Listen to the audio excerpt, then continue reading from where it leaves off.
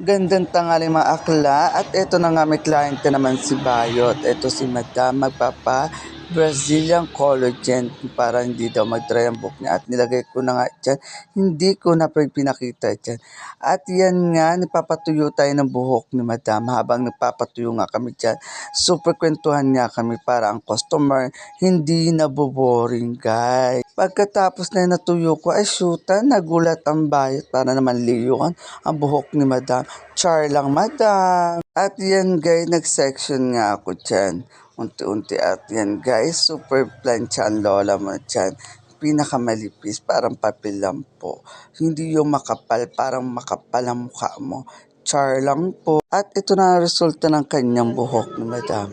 O diba, bumata si Madam ng 10 taon para pag nakatalikod parang dalaga lang. Char lang, Madam.